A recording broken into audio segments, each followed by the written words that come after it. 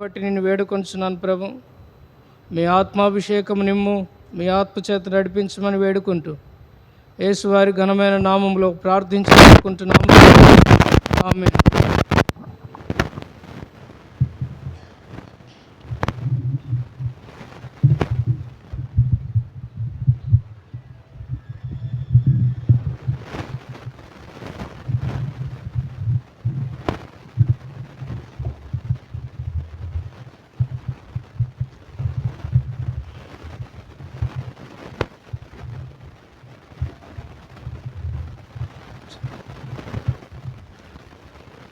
మనం చదివిన భాగం ఆరాధన కొరకై అపోస్తలుడైన పౌలు తీతుకు రాసిన పత్రిక 2వ అధ్యాయం 14వ వచనం మనం చదువుకుంటూ వచ్చాం. చదివిన ఈ భాగంలో నుంచి కొన్ని మాటలు మనం జ్ఞాపకం చేసుకొని ఆ వాక్యపు వెలుగులో ప్రభువును మనం ఆరాధన చేయుటకు ప్రభు మనల్ని సిద్ధపరచునుగాక. చదివిన ఈ భాగంలో జ్ఞాపకం చేసుకుంటే చాలా ప్రాముఖ్యమైనటువంటి కొన్ని చక్కని మాటలు ఉన్నాయి. మొదటిగా ఈ మాటలో జ్ఞాపకం చేసుకుంటే ఓ చక్కని మాట ఇక్కడ మనకు అర్థమవుతుంది.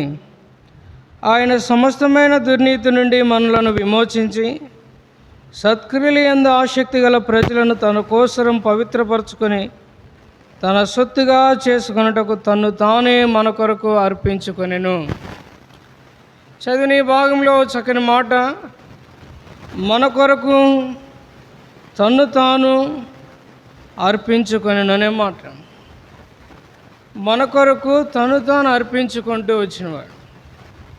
అందుక ప్రభు అయిన యేసుక్రీస్తు వారు మానవుని కొరకే ఏం చేయబడ్డాడు, ఆయన మానవుని నిమిత్తమై ఏం చేయబడ్డాడు, ఇక్కడ చక్కగా ఈ మాటలన్నీ కూడా అర్థమవుతుంది. ఈ మాట ఆయన మానవుని కొరకే తను తాను అర్పించుకుంటూ వచ్చాడు. అనగా పేతురు రాసిన మొదటి పత్రికలో 2వ అధ్యాయంలో ఓ చక్కని మాట ఉంది. పేతురు రాసినటువంటి మొదటి పత్రిక 2వ అధ్యాయము 23వ వచనంలో, ఆయన దూషింపబడి బదులు దూషింపలేదు, ఆయన శ్రమ పెట్టబడి బెదిరింపగా న్యాయముగా తీర్పు తీర్చు దేవునికి తన్ను తాను అప్పగించుకొనెననే మాట.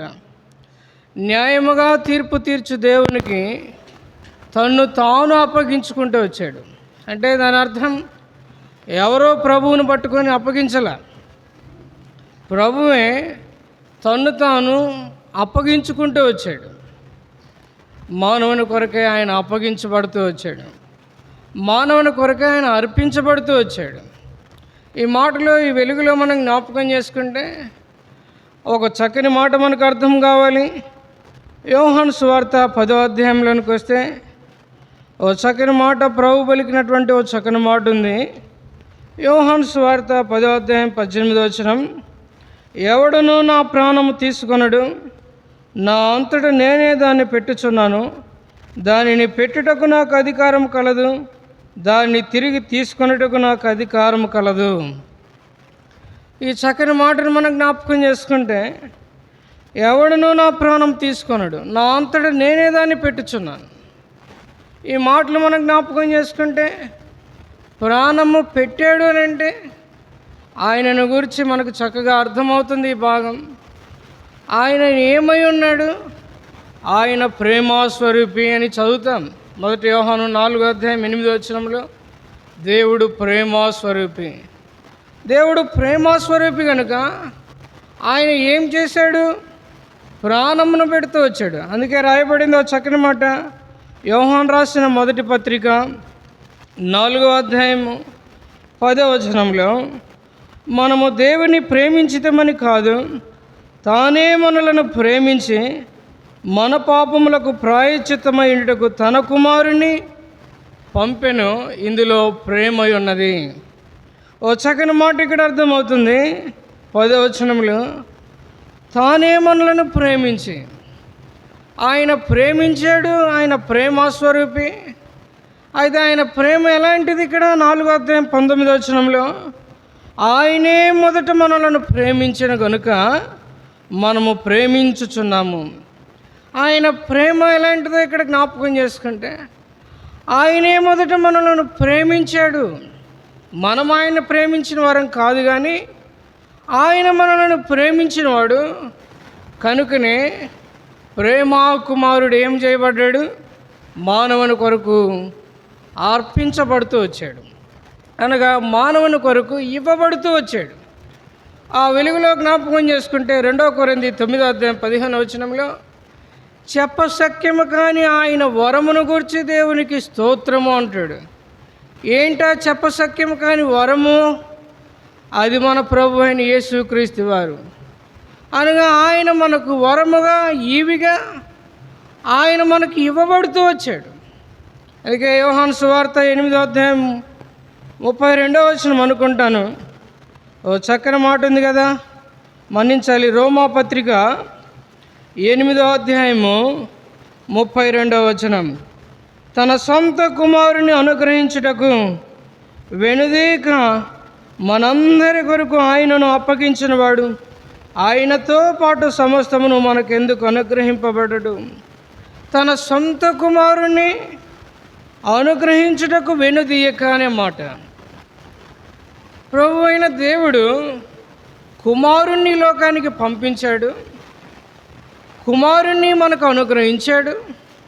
అది ఆయన ప్రేమ మనకు కనబడుతుంది, మనల్ని ప్రేమించినవాడు. ఈ వెలుగులో ఇంకో మాటని జ్ఞాపకం చేసుకుంటే, ప్రకటన గ్రంథం 1:6 మనలను ప్రేమించుచు తన రక్తం వలన మనలను విడిపించిన వానికి, అనగా ఆయన మనల్ని ప్రేమించినవాడు. అందుకే ఆయన ప్రేమను గురించి ఇంకో మాట జ్ఞాపకం చేసుకుంటే, ఇర్మియా గ్రంథం 31:3 శాశ్వతమైన ప్రేమతో ఆయన మనలను ప్రేమించుచున్నవాడు. ఈ మాటలన్నీ జ్ఞాపకం చేసుకుంటే, ప్రభు మనను ప్రేమించినవాడు. కనుకనే మన కొరకు ఆయన ఏం చేయబడినవాడు? ఆయన ఇవ్వబడినవాడు. అందుకే ఆ వెలుగులో ఇంకొక మాట జ్ఞాపకం చేసుకుంటే, యోహాను సువార్త 3:16 దేవుడు లోకమును ఎంతో ప్రేమించిన ఆయన ఏం చేశాడంట? కాగా ఆయన తన అద్వితీయ కుమారుణ్ణి ఈ లోకంలోనికి పంపించాడు. ప్రేమించిన దేవుడు కుమారుని పంపాడు. ఎందుకు పంపాడు? యోహాను సువార్త 3:17 యోహాను సువార్త 3:17 లోకము తన కుమారుని ద్వారా రక్షణ పొందుటకే గాని లోకమునకు తీర్పు తీర్చుటకు దేవుడు ఆయనను లోకంలోనికి పంపలేదు. మొదటిగా ఈ మాట జ్ఞాపకం చేసుకుంటే, కుమారుడు పంపబడ్డాడు, అనగా కుమారుడు అనుగ్రహించబడ్డాడు. అది ఆయన ప్రేమను బట్టి మనకు అనుగ్రహించబడుతూ వచ్చాడు. ఆయన మనల్ని ప్రేమించాడు కనుక ప్రభు చెప్పశక్యము కానీ ఆయన వరమును మనకు అనుగ్రహించాడు మానవునికి. అది మొదటిది. రెండవదిగా ఎందుకు ఆయనను అనుగ్రహించాడు అంటే, లోకము తన ద్వారా రక్షణ పొందటానికి దేవుడు ఆయనను ఏం చేశాడు? అనుగ్రహించాడు. తెస్సలోనీయులకు రాసిన మొదటి పత్రిక దయచేసి రండి, 5వ అధ్యాయము. తెస్సలోనీయులకు రాసిన మొదటి పత్రిక 5వ అధ్యాయము 9 ఒక చక్కని మాట ఉంది. ఎందుకనగా మన ప్రభువైన యేసుక్రీస్తు ద్వారా రక్షణ పొందుడిగే దేవుడును మనలను నియమించిన కానీ ఉగ్రత పాలొగటకు నియమింపలేదు. రక్షణ పొందడానికే, మానవుడు రక్షణ పొందడానికి దేవుడు తన కుమారుణ్ణి లోకానికి పంపించాడు అనే మాటలు ఇక్కడ మనం చూస్తున్నాం. ఆయన మన కొరకు అర్పించుకునేవాడు, ఆయన మన కొరకు అప్పగించుకునేవాడు. అందుకే ఎఫెసీయులకు రాసిన పత్రిక 5వ అధ్యాయం 2 ఓ చక్కని ఉంది కదా, ఒక చక్కని మాట ఉంది. దయచేసి మీ బైబిల్ తిప్పండి. ఎఫెసీయులకు రాసిన పత్రిక 5వ అధ్యాయం 2 క్రీస్తు మిమ్మును ప్రేమించి పరిమళ వాసనగా ఉండుటకు మన కొరకు తన్ను తాను దేవునికి అర్పణగాను బలిగాను అప్పగించుకొనెను. ఆయన ప్రేమలో ఇక్కడ మనం చూస్తే, ఆయన ప్రేమ మన కొరకు తను తాను అప్పగించుకునే ప్రేమ ఇది. ఈ ప్రేమలో మనం జ్ఞాపకం చేసుకుంటే, ఆయన తను తాను దేవునికి అర్పణగాను బలిగాను అప్పగించుకుంటూ వచ్చాడు. ఈ మాటలు మనం జ్ఞాపకం చేసుకుంటూ వచ్చినప్పుడు మన కొరకై దేవుడే, పరమాత్ముడైనటువంటి దేవుడే అప్పగించబడుతూ వచ్చాడు. అనుగ్రహించబడిన ఆ మనుషుడు, ఆ ప్రభు మానవుని కొరకై తను తాను సిలువకు అప్పగించుకుంటూ వచ్చాడు. ఆయన అర్పణగాను బలిగాను చేయబడ్డాడు. ఆయన అప్పగించబడ్డ ద్వారా, అనగా దేనికి అప్పగించబడుతూ వచ్చాడు? పాప నివారణ చేయుట కొరకే ఆయన అప్పగించబడ్డాడు.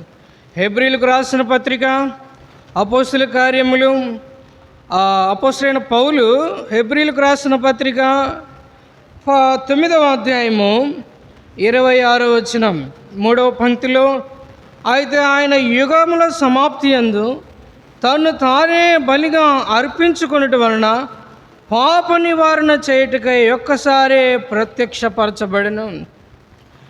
యుగముల సమాప్తి యందు తండ్రి అయిన దేవుడు కుమారుని అనుగ్రహించిన ఉద్దేశం ఏంటి అని అంటే, లోకమంతటి కొరకే పాప నివారణ చేయుట కొరకే ఆయన తను తాను అర్పించుకుంటూ వచ్చాడు, అర్పణముగా చేయబడుతూ వచ్చాడు. పాప నివారణ చేయుట కొరకే ఆయన అర్పించబడుతూ వచ్చాడు. ఈ మాటలో ఇంకో మాటను మనం జ్ఞాపకం చేసుకుంటే, యోహాను సువార్త 1వ అధ్యాయం 29వ వచనము, ఇదిగో లోక పాపములను మోసుకొని పోవు దేవుని గొర్రెపిల్ల అనేది మనం చూస్తాం.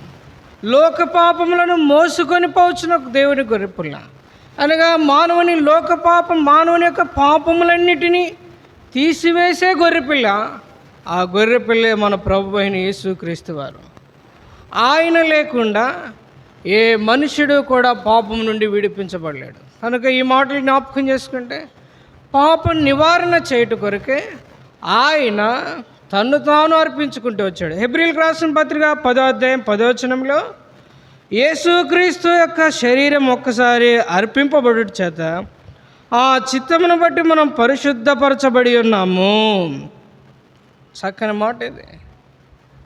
ఆయనను బట్టి మనం పరిశుద్ధతలోనికి వచ్చిన వారం అంటాడు.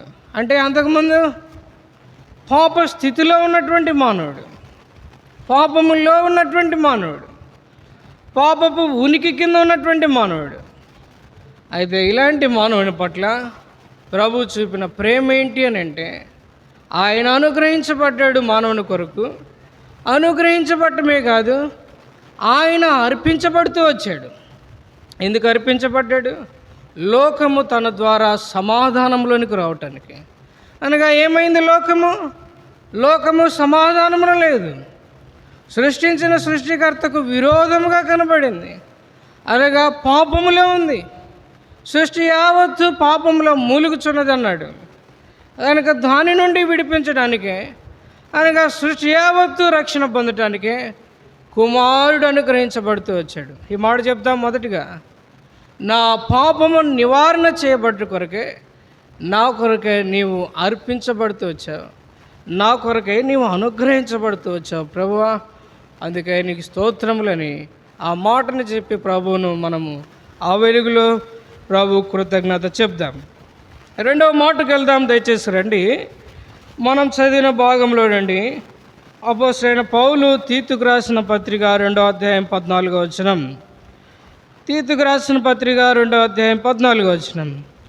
ఆయన సమస్తమైన దుర్నీతి నుండి మనలను విమోచించి సత్క్రియల యందు ఆసక్తి గల ప్రజలను తన కోసం పవిత్రపరుచుకొని తన సొత్తుగా చేసుకొనుటకు తను తానే మన కొరకు అర్పించుకొననే మాట. మొదటిగా మన కొరకు తను తాను అర్పించుకున్నాడు. అది ఆయన ప్రేమ మనకు కనబడుతుంది. రెండవదిగా, మన కొరకు తను తాను ఎందుకు అర్పించుకున్నాడు? ఈ మాటలో ఇక్కడ మనం జ్ఞాపకం చేసుకుంటే, ఆయన ఎందుకొరకు అర్పించబడుతూ వచ్చాడు? 14వ వచనంలో మొదటి పంక్తిలో, ఆయన సమస్తమైన దుర్నీతి నుండి మనల్ని విమోచించుట కొరకు. ఈ వెలుగులో జ్ఞాపకం చేసుకుంటే చక్కని మాట. ఎందుకు ఆయన మన కొరకు అర్పణగా బలిగా ఆయన చేయబడ్డాడు అని అంటే, ఎందుకు ఆయన అర్పించబడ్డాడు అని అంటే, రెండవదిగా ఇక్కడ ఆ చక్కని మాట, దుర్నీతి నుండి మనము విమోచించుటకు. ఆ మాట మనం జ్ఞాపకం చేసుకుంటే దుర్నీతి అన్నాడు కదా, సమస్తమైన దుర్నీతి. ఈ మాట మనతో ఏం మాట్లాడుతుంది? మునుపటి స్థితిని గురించి మనతో మాట్లాడుతుంది. ఇది మనం ఎవరో మునుపు, మన స్థితి ఏంటి మునుపు మనం దుర్నీతి పరులమని వాక్యం చెప్తుంది. దుర్నీతి నుండి మనల్ని విమోచించడానికి, దుర్నీతి నుండి మనల్ని బయటికి తీసుకురావటానికి, అనగా దుర్నీతి అనగా పాపము, దాని సంబంధమైన అపవిత్రత, దాని సంబంధమైనటువంటి దురాశలు, వీటన్నిటిలో నుండి మానవుని విడిపించడానికే ఆయన తను తాను అర్పించుకుంటూ వచ్చాడు, దుర్నీతి నుండి బయటికి రావటానికి. ఈరోజు దుర్నీతి అని అంటే మనమేం నీతిమంతులం కాము. దేవుని వాక్యం చెప్తుంది. యెషయా గ్రంథం 64వ అధ్యాయం 10వ వచనంలో, దయచేసి రండి దేవుని వాక్యంలో నుండి. యెషయా గ్రంథం 64వ అధ్యాయము 10వ వచనం, మన్నించండి 6వ వచనం. యెషయా గ్రంథం 64వ అధ్యాయం 6వ వచనం. మేమందరము అపవిత్రుల వంటి వారమైతిమి, మా నీతి క్రియలన్నీ మురికి గుడ్డల వలె. చక్కని మాట ఇది. మా నీతి క్రియలు అవి ఏంటి అంట? మురికి గుడ్డలు అన్నాడు. మానవుని యొక్క నీతి క్రియలే, మంచి క్రియలే మురికి పేలికలతో పోల్చబడుతుంటే, ఇక మానవుని యొక్క దుర్మార్గత, మానవుని యొక్క దుష్టత్వం, మానవుని యొక్క అపవిత్రత ఇంకెంత భయంకరమైనదో. అది ఈ మాటను మనం జ్ఞాపకం చేసుకుంటే, ఆయన మనలను అపవిత్రతలో నుండి బయటికి తీసుకుని వచ్చినవాడు. రక్షింపబడక మునుపు మన పూర్వపు స్థితికి వెళ్తే, మీరు పూర్వమందు ఏమై ఉన్నారు? ఎఫెసీయులకు రాసిన పత్రిక 5వ అధ్యాయం 8వ వచనంలో, మీరు పూర్వమందు చీకటి అయి ఉంటిరి, ఇప్పుడైతే మీరు ప్రభునందు వెలుగై ఉన్నారు. వారు వెలిగించబడక మునుపు వారి పూర్వపు స్థితి ఏంటి అని అంటే చీకటి. చీకటి దేనికి జ్ఞాపకం చేస్తుంది? చీకటి పాపాన్ని జ్ఞాపకం చేస్తుంది, చీకటి అపవిత్రతని జ్ఞాపకం చేస్తుంది. అయితే వారు పూర్వపు స్థితి చీకటి, పాపము, దాని సంబంధమైన ఇచ్చ, కోరిక, అవన్నీ వారి జీవితాల్లో జ్ఞాపకం చేస్తుంటే, ఈరోజు ఎఫ్ఎస్సీలే కాదు, ఇక్కడ చేరి వచ్చిన మన జీవితాలు మన అపరాధముల చేత, మన పాపముల చేత, మన అపవిత్రత చేత మనం చనిపోయిన వారమని దేవుని వాక్యం చెప్తుంది ఆత్మీయంగా. అంతేకాదు, వారి వలె మనము కూడా స్వభావ సిద్ధముగా దైవోగ్రతకు పాత్రలమని చెప్తుంది దేవుని వాక్యం. ఇలాంటి వారము అపవిత్రులము అయితే దాని సంబంధమైన క్రియలను బట్టి మనము ఏం చేయబడిన వారం? మన అవయవాలన్నీ కూడా దుర్నీతికి సాధనాలుగా ఉన్నటువంటి అవయవాలు. అందుకే రోమీయులకు రాసిన పత్రిక 6వ అధ్యాయము 13వ వచనంలో ఒక చక్కని వాక్యం ఉంది. రోమాపత్రిక 6వ అధ్యాయము 13వ వచనం. మరియు మీ అవయములను దుర్నీతి సాధనములుగా పాపమునకు అప్పగింపకుడి. అనగా ఏమై ఉన్నాయి? ఆయుధములుగా, దుర్నీతి ఆయుధములుగా. రక్షణ పొందక మునుపు మన పూర్వపు స్థితికి వెళ్తే, పాపమును బట్టి, దాని సంబంధమైన క్రియలను బట్టి మానవుని యొక్క మన దేహం అంతా కూడా దేనికి అది తోడ్పడింది? దుర్నీతికి సాధనాలుగా అవి తోడ్పడ్డాయి, దుర్నీతికి సాధనాలుగా అవి ఉన్నాయి. అయితే ఈరోజు ప్రభువును బట్టి దుర్గంధంలో నుంచి బయటకు వచ్చిన వారం, దానిలో నుంచి విడిపింపబడిన వారం, అపవిత్రతల నుంచి బయటకు వచ్చిన వారం. ఇంకో మాటను కూడా జ్ఞాపకం చేసుకుంటే, ఇక్కడ ఏం చేయబడిన వారం? ఇప్పుడు నీతిగా చేయబడినటువంటి వారం. ఈ మాటలు జ్ఞాపకం చేసుకుంటే ఒక మాట, రోమాపత్రిక 6వ అధ్యాయంలోనే 17వ వచనంలో, మీరు పాపమునకు ఒకప్పుడు దాసులై ఉంటుంది. 18వ వచనంలో, పాపము నుండి విమోచింపబడి ఇప్పుడు మీరు ఏమయ్యారు? నీతికి దాసులైతారు. ఒకప్పుడు మన అవయవాలు దుర్నీతికి సాధనాలు, దుర్నీతికిలో ఉన్నటువంటి బంధకాల్లో ఉన్నటువంటి అవయవాలు. అయితే మనము అపవిత్రతలో ఉన్నటువంటి వారము, దాని సంబంధమైనటువంటి కార్యాల్లో ఉన్నటువంటి వారం. అయితే ప్రభువును బట్టి ఇప్పుడు ఏ స్థితిలోనికి వచ్చిన వారము? దుర్నీతిలో నుండి, అపవిత్రతలో నుండి విడిపింపబడినటువంటి వారు. అందుకే రోమా 6:18, మీరు పాపము నుండి విమోచింపబడిన వారు. అయితే ఏమయ్యారు? మీరు నీతికి దాసులైనటువంటి వారు. ఈ మాటను జ్ఞాపకం చేసుకుంటే ఎందుకు అర్పించబడుతూ వచ్చాడు ఆయన అంటే, దుర్నీతి పరులమైనటువంటి మన కొరకు, దుర్నీతి బంధకాల నుంచి విడుదల కొరకు, విడిపించుట కొరకే ప్రభు మన కొరకే తాను అర్పించుకుంటూ వచ్చాడు. మూడవ మాటకు వెళ్దాం. ఆయన ఎందుకు అర్పించబడుతూ వచ్చాడు? తీతుకు రాసిన పత్రిక 2వ అధ్యాయం 14వ వచనం. ఆయన తాను అర్పించుకున్నాడు. అది ఆయన ప్రేమ మనకు జ్ఞాపకం చేస్తుంది. రెండవదిగా ఎందుకు ఆయన అర్పించబడుతూ వచ్చాడు? దుర్నీతిలో నుండి బయటికి మనలను తీసుకొచ్చేదాని కొరకే అర్పించబడుతూ వచ్చాడు. ఆయన ఎందుకు అప్పగించుకుంటూ వచ్చాడు? అర్పించబడుతూ వచ్చాడు. మూడవదిగా ఆయన సమస్తమైన దుర్నీతి నుండి మనలను విమోచించి సత్క్రియలు యందు ఆసక్తి గల ప్రజలను తన కోసరము పవిత్రపరుచుకొని తన సొత్తుగా చేసుకొనుటకు తానే మన కొరకు అర్పించుకున్నాడు. ఎందుకు అర్పించుకుంటూ వచ్చాడు? తన సొత్తుగా చేసుకొనుటకు మన కొరకు తాను అర్పించుకుంటూ వచ్చాడు. తన సొత్తుగా చేయబడే దాని కొరకే ప్రభు మన కొరకు అర్పించుకుంటూ వచ్చాడు. పూర్వపు స్థితికి వెళ్తే చీకటి, పూర్వపు స్థితికి వెళ్తే మనం అంధకారంలో ఉన్నటువంటి వారం, పూర్వపు స్థితికి వెళ్తే చీకటి సంబంధమైన క్రియలలో ఉన్నటువంటి వారము. అయితే వీటన్నిటిని బట్టి మనము ఎవరి సొత్తుగా పిలువబడుతున్నాం చెప్పండి? సాతాను సొత్తుగా పిలువబడుతున్నటువంటి వారు. ఎవరి సొత్తు మనం? ఒకప్పుడు అపవాది, వాని సంబంధమైనటువంటి వాళ్ళం, వాని యొక్క కోరికలు, వాని ఇష్టం నెరవేర్చినటువంటి వారు. అందుకే రాయబడింది కదా, యోహాను సువార్త 8వ అధ్యాయం 44వ వచనంలో, మీరు మీ తండ్రి యగు అపవాది సంబంధులు మీరు. ఇంకా మాటకు వస్తే ఇక్కడ జ్ఞాపకం చేసుకుంటే ఇంకో మాట ఈ వెలుగులో 2 కొరింథీ 4వ అధ్యాయము 4వ వచనం ప్రకారం, ఈ యుగ సంబంధమైన దేవత వారి మనోనేత్రాలకు గుడ్డితనం కలుగు చేసినందున. ఎక్కడున్నాం మనం? ఒకప్పుడు అంధకార సంబంధమైన గుడ్డితనంలో ఉన్నాం. యుగ సంబంధమైన దేవత గుడ్డితనంలో బంధింపబడినటువంటి వారం. సువార్త వెలుగు మనకు ప్రకాశింపకుండానట్లు ఆ యుగ సంబంధమైన దేవత మనలను గుడ్డితనంలోనే ఉంచింది. ఇంకో మాటను జ్ఞాపకం చేసుకుంటే తిమోతికి రాసిన మొదటి పత్రిక 2వ అధ్యాయం 26వ వచనంలో, సాతాను తన ఇష్టము చొప్పున చెరపట్టబడిన వీరు, అనగా ఎవని ఉరిలో ఉన్నటువంటి వారు, ఎవని చెరలో ఉన్నటువంటి వారము గతకాలమందు అని అంటే సాతాను సొత్తుగా ఉన్నటువంటి వారం, సాతాను సొత్తుగా చేయబడినటువంటి వారం, సాతాను సొత్తుగా అపవిత్రతలో, మలినంలో, మాలిన్యంలో నింపబడినటువంటి మన జీవితాలు, అన్నిటిని బట్టి వాని సొత్తుగా పిలువబడుతున్నటువంటి మన జీవితాలు. ఇది ఒకప్పుడు స్థితి మనది.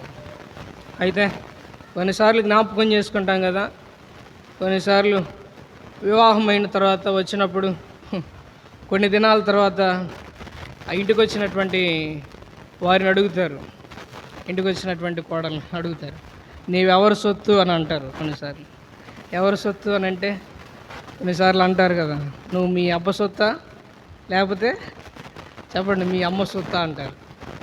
మనం కూడా చాలాసార్లు అంటాం పిల్లల్ని. అయితే ఈరోజు మనం జ్ఞాపకం చేసుకుంటే ఆత్మీయంగా రక్షణ పొందక మునుపు మన స్థితి, మన సొత్తు ఎవరముగా పిలువబడుతున్నామంటే అపవాది సొత్తుగా పిలువబడుతున్నటువంటి వారం.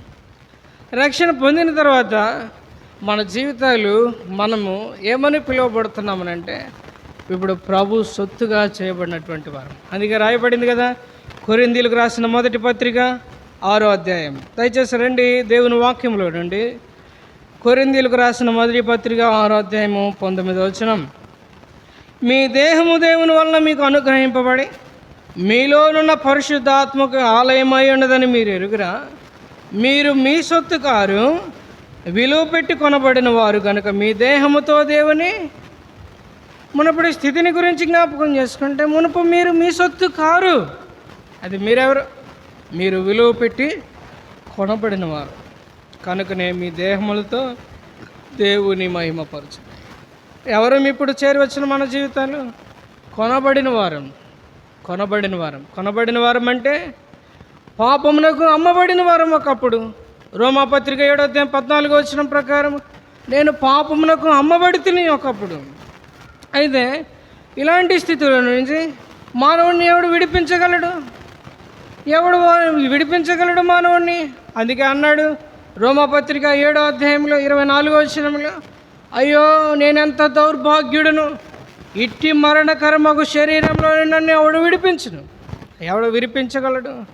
రోమాపత్రిక 8:2 ప్రకారం క్రీస్తునందు జీవమునిచ్చు ఆత్మ యొక్క నియమము నన్ను పాప మరణముల యొక్క నియమము నుండి విడిపించింది.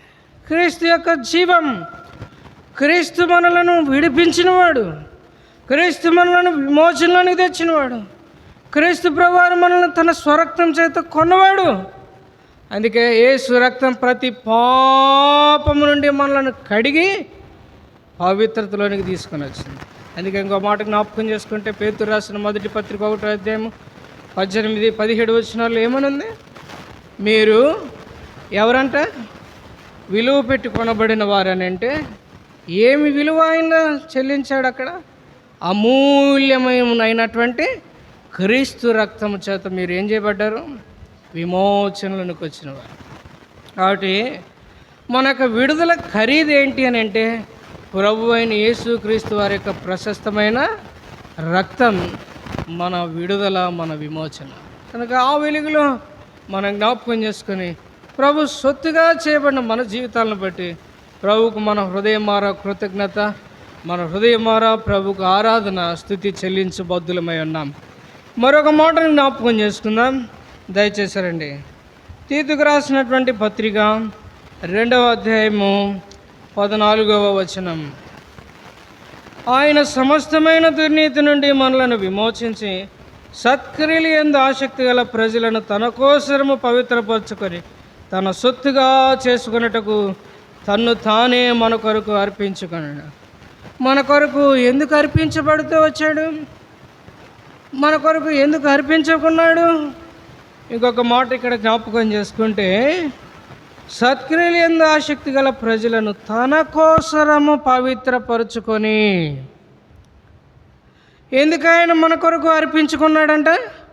చెప్పండి. తన కోసము మన కొరకు ఆయన అర్పించుకున్నాడు. ఇప్పుడు ఎవరు మనం? తన కోసరము పవిత్రపరచబడినటువంటి వారు.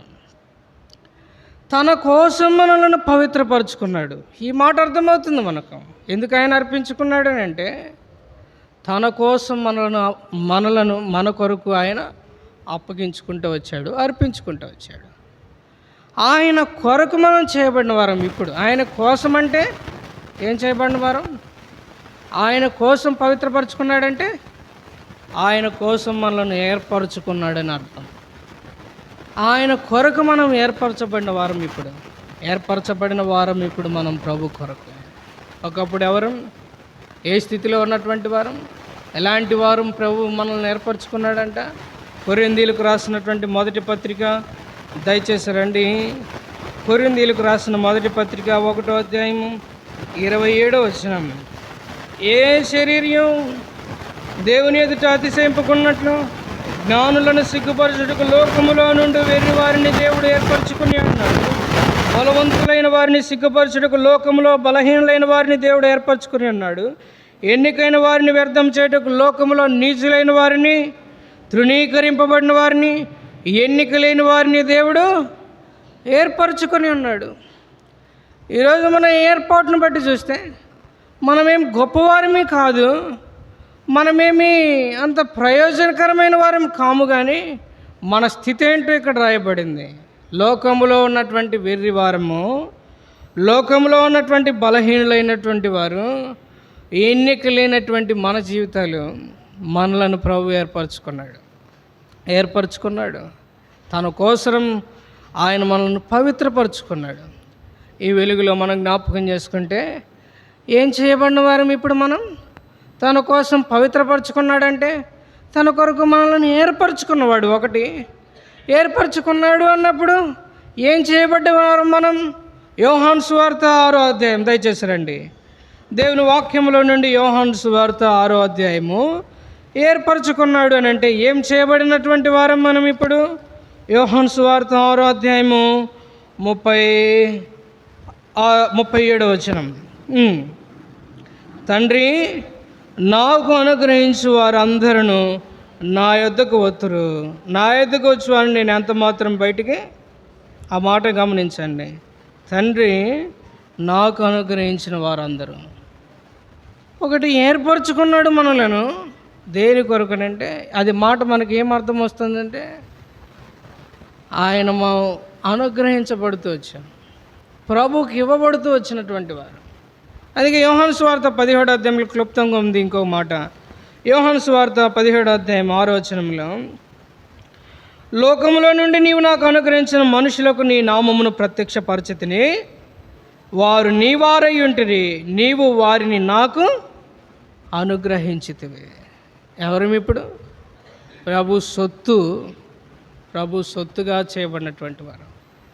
ఆయన కొరకు ఆయన కోసం మనల్ని ప్రభు ప్రత్యేకపరుచుకున్నాడు. ఆయన కొరకు మనలను సపరేషన్ చేసుకుంటూ వచ్చాడు. ఆయన కొరకు మనల్ని ప్రత్యేకపరుచుకుంటూ వచ్చాడు. అందుకే పేతురు రాసిన మొదటి పత్రిక 2వ అధ్యాయం 9వ వచనంలో ఒక చక్కని మాట ఉంది. అయితే మీరు చీకటిలో నుండి ఆశ్చర్యకరమైన తన వెలుగులోనికి మిమ్మును పిలిచిన వాని గుణాతిశయములను ప్రచురం చేయ నిమిత్తము ఏర్పరచబడిన వంశమును, రాజులైన యాజక సమూహమును, పరిశుద్ధ జనమును, దేవుని సొత్తైన ప్రజలునై అన్నారు. ఎవరు మనం ఇప్పుడు? ఏర్పరచబడిన వంశం. అంతేనా? ఎవరు మనం? ఏర్పరచబడిన వారమనంటే ఎఫెసీయులకు రాసిన పత్రిక 2వ అధ్యాయము ప్రకారము 19వ వచనం ప్రకారం దేవుని ఇంటి వారిగా చేయబడినటువంటి వారం, దేవుని ఇల్లుగా పిలువబడుతున్నటువంటి వారం. ఎవరు మనం ఏర్పరచబడిన వారం అంటే గలతీయులకు రాసిన పత్రిక 6వ అధ్యాయంలో 16వ వచనంలో దేవుని ఇశ్రాయేలుగా పిలువబడుతున్న వారం. దేవుని ఇశ్రాయేలు. ఆ కాలం ముందైతే మీరు ఇశ్రాయేలుతో సహపౌరులు కాదు, కానీ వాగ్దాన నిబంధన లేని పరజనులను. కానీ ఇప్పుడు ఎవరు మనం? క్రీస్తుని బట్టి క్రీస్తులోనికి వచ్చినటువంటి వారముగా గలతీ పత్రిక 6వ అధ్యాయం 16వ వచనం ప్రకారం దేవుని ఇశ్రాయేలుగా పిలువబడుచున్నటువంటి వారం. అందుకే ప్రభువుకు మనం ఏం చేద్దాం? మన కృతజ్ఞత, ప్రభువుకు మనస్థుతి, మన అర్పణలు ప్రభువుకు అర్పిద్దాం. ఎన్ని సంగతులు చూసాం? ప్రభు మన కొరకే తను తాను అర్పించుకుంటూ వచ్చాడు. ఆయన అర్పింపబడుటిలో ఏమర్థమవుతుంది? అది ఆయన ప్రేమ మనకు అర్థమవుతుంది. మానవుని కొరకే దేవాది దేవుడే ఆయన అర్పించబడుతూ వచ్చాడు. రెండవదిగా దేని కొరకు ఆయన అర్పించబడుతూ వచ్చాడు? దుర్నీతిలో నుండి మనం బయటికి వచ్చేందుకొరకే, అపవిత్రతలో నుండి బయటికి రావటం కొరకే ప్రభు మన కొరకు అర్పించబడుతూ వచ్చాడు. ఆయన ఎందుకు తను తాను అర్పించుకుంటూ వచ్చాడు? మూడవదిగా దేవుని సొత్తుగా మనల్ని చేసుకుంటానికి. ఒకప్పుడు మనం ఎవరి సొత్తు? సాతాను సొత్తు. అది ఇప్పుడు ఎవరం? ఆయన సొత్తుగా చేయబడినటువంటి వారు. ఇంకో మాట జ్ఞాపకం చేసుకుంటూ వచ్చాం. దేని కొరకు ఆయన మనల్ని అర్పించుకుంటూ వచ్చాడు, అర్పింపబడుతూ వచ్చాడు? తన కోసరం ఆయన మన కొరకే అర్పించబడుతూ వచ్చాడు. ఇప్పుడు మనం ఎవరు? ఆ వెలుగులో జ్ఞాపకం చేసుకుంటే ఏర్పరచబడినటువంటి వారు. ప్రభు మనలను తన కొరకు ఏర్పాటు చేసుకున్నాడు. ఒకప్పుడు స్థితి వేరే, కానీ ఇప్పుడు ఎవరం? ప్రభువుకు మనము అప్పగింపబడినటువంటి వారు, ఆయన చేతిలో ఉన్నటువంటి వారం, ఆయన చేతి క్రింద ఉన్నటువంటి వారం. అంతేనా? ఇంకేం చెప్పచ్చు? ఆత్మీయంగా ఆయన రెక్కల క్రిందకు వచ్చినటువంటి వారం. రూతుని గురించి బోయజ్ అంటాడు, ఇశ్రాయేలు దేవుని కింద నీవు సురక్షితముగా నివసించినట్లు నువ్వేం చేసావు? ఆయన రెక్కల క్రిందకు వచ్చావు. రోజు ఆమె కాదు, ఈరోజు ఇక్కడ చేరవచ్చిన మన జీవితాలు ప్రభు రెక్కల క్రిందకు, ప్రభు యొక్క శరణజొచ్చిన వారిగా కనబడుతున్నాం. ఈ వెలుగులో మనం మన ప్రభువును ఆరాధించి స్తుతించి ఘనపరచుదాం గాక. ఆరాధనలకు యోగ్యుడవు,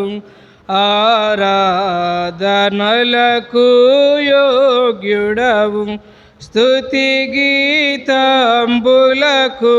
పాత్రుడవు, స్తుతి గీతంబులకు పాత్రుడవు. ప్రభు యేసు నిన్ను పూజింతును, ప్రభు యేసు నిన్ను పూజింతును, మనసారా నిన్నే కీర్తింతును, మనసారా నిన్నే కీర్తింతును. ఆరాధనలకు యోగ్యుడవు, ఆరాధనలకు యోగ్యుడవు. వాక్య వెలుగులో మనం ప్రభువుని ఆరాధన చేద్దాం.